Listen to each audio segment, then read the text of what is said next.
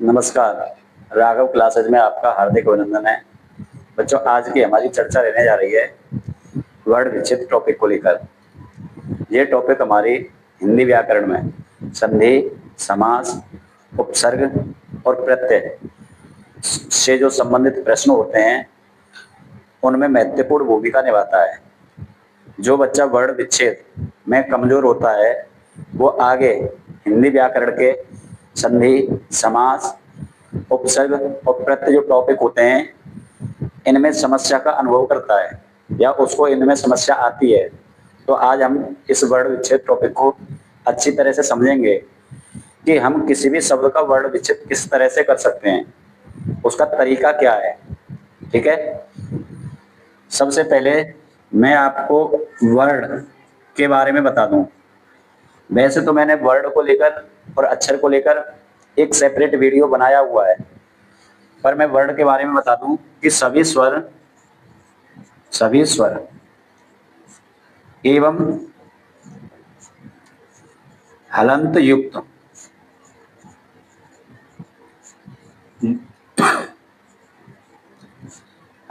जो व्यंजन होते हैं इनको कहते हैं हम स्वर रहित व्यंजन। स्वर रहित व्यंजन आपके वर्ण कहलाते हैं। अब होती है वर्ण विच्छेद की परिभाषा। किसी भी शब्द को वर्णों, स्वर एवं व्यंजन, व्यंजन कैसा रहेगा वर्ण विच्छेद में? हलंत युक्त में तोड़ना ही वर्ण विच्छेद कहलाता है।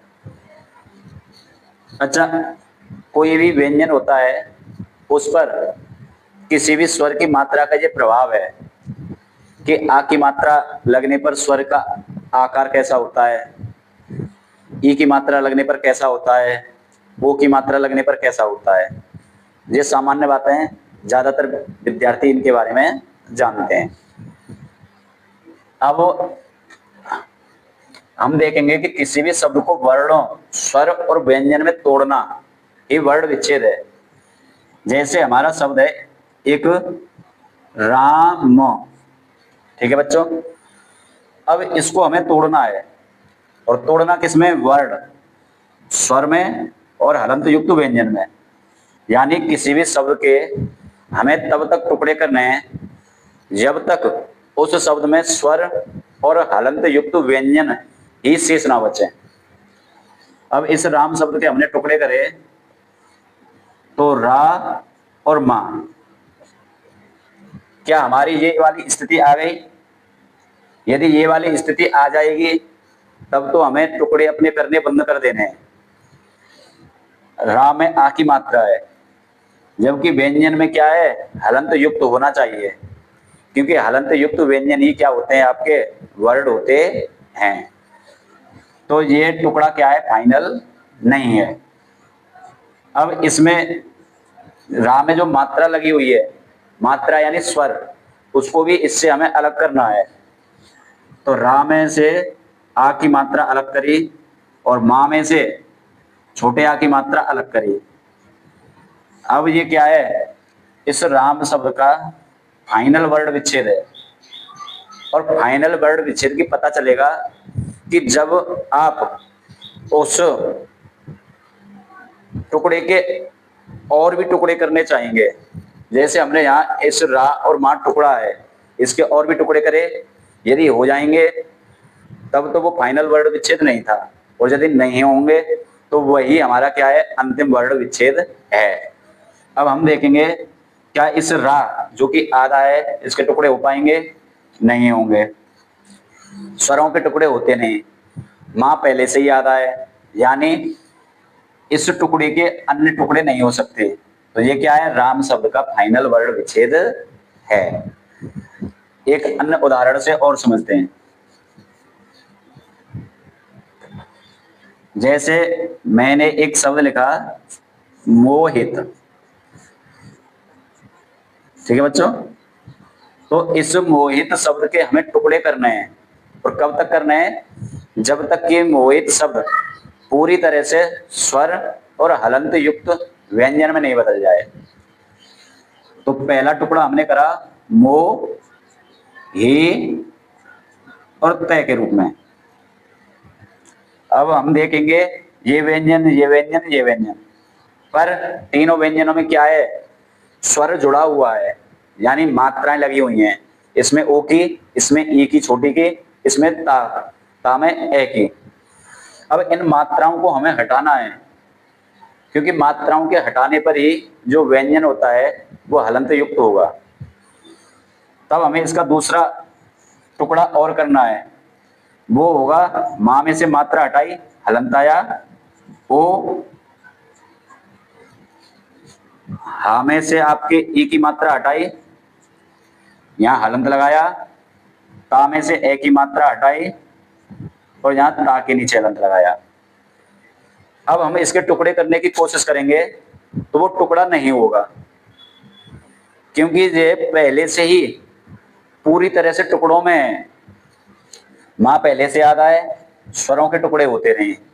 हा पहले से याद आए, स्वरों के टुकड़े होते नहीं। ता पहले से याद आए, स्वरों के टुकड़े होते नहीं।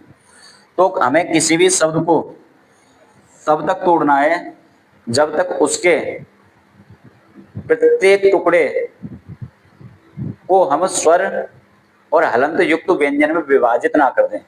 एक शब्द और मैं लिख रहा हूं यहां, अमावस्या। आपको भी इसके टुकड़े करके कमेंट बॉक्स में आंसर लिखना है। अब मैं इसके टुकड़े करता हूं, तो अ, मा, ब, स आदि है और या। पहला स्टेप करा, क्या पहले स्टेप में सभी स्वर और हलंत युक्त व्यंजन है? तो हम देखते हैं ये स्वर है, ये हलंत युक्त नहीं है, यानी इसमें मात्रा जुड़ी हुई है, यानी इसके और भी टुकड़े होंगे। तो इसके अन्य टुकड़े और करने पर आ, क्योंकि स्वर के टुकड़े होते नहीं, माँ के टुकड़े करेंगे तो आ की मात्रा निकलेगी। इस वा के टुकड़े करेंगे तब छोटे आ की मात्रा निकलेगी, और ये के टुकड़े करेंगे, इसमें से आ की मात्रा निकालेंगे। तो ये क्या है, अमावस्या शब्द का फाइनल टुकड़ा है, और ये ही अमावस्या शब्द का क्या है, वर्ण विच्छेद है। तो हमें वर्ण विच्छेद के बारे में ये ध्यान रखना है, किसी भी शब्द के तब तक टुकड़े करते हुए चले जाने हैं जब तक उस शब्द में जो वर्ण हैं या तो स्वर बचेंगे या हलंत युक्त व्यंजन बचेंगे। ठीक है बच्चों, आपके लिए कुछ अन्य विशेष शब्दों के जो टुकड़े हैं उनका भी अभ्यास में कुछ उदाहरणों के द्वारा कराता हूं। जैसे क्षेत्र शब्द है, ठीक है, यदि कोई आपसे इस शब्द का टुकड़ा कराए तो इस शब्द का टुकड़ा आप करेंगे छे और त्रय के रूप में। अब हमें यह ध्यान रखना है कि हिंदी वर्णमाला में 4 शब्द हैं हमारे, छह, त्रय, गे और श्रय। ये हैं आपके संयुक्त वर्ण। संयुक्त वर्ण ये दो दो वर्णों से मिलकर बने होते हैं। ये छह आपका का और सा से मिलकर बना है, इसमें का आधा है, सा पूरा है। त्रय आपके तय और रा से मिलकर बना है, जिसमें तय आधा है, रा पूरा है। गे आपके जा और अणे से मिलकर बना है, जिसमें जय आधा है। और श्रय आपके स और रा से मिलकर बना है, जिसमें स आधा है। अब टुकड़ों को जब हम इनके करेंगे तो ये ध्यान रखने हैं हमें। अब क्षेत्र शब्द में क्या है, मात्रा किस पे, सा पे, क्योंकि यदि क्षेत्र में यदि हम इसको छी करें तो इसके टुकड़े क्या होंगे, क और सी। शायद ये बातें आपको समझ में आ रही होंगे। यदि इसको हम त्री करें तो ता और री के रूप में टुकड़े होंगे। इसको ज्ञा करें तो टुकड़े इस रूप में होंगे, और इसको श्रो करें तो टुकड़े इस रूप में होंगे। ठीक है बच्चों, तो क्षेत्र में मात्रा किस पे, पीछे वाले पे, और पीछे वाला क्या है, सा। तो का और से और ता और रे, इन दोनों के टुकड़े हो गए, पहला स्टेप, दूसरा स्टेप। अब इनके और भी टुकड़े हो रहे हैं तो वो हमें करने हैं। तो इनका तीसरा टुकड़ा होगा आपके क, सामे से मात्रा निकाली, एड़ी की हलंत करा, ता, रामे से आ की मात्रा निकाली। यानी कोई भी शब्द यदि संयुक्त वर्ण से बना हुआ है तो उसके टुकड़े हमें इस प्रकार से करने हैं। अब ये क्या है, क्षेत्र शब्द का फाइनल टुकड़ा है। अब हम इसके अन्य टुकड़े नहीं कर सकते क्योंकि ये व्यंजन आधा है, ये व्यंजन आधा है, स्वर के टुकड़े होते नहीं।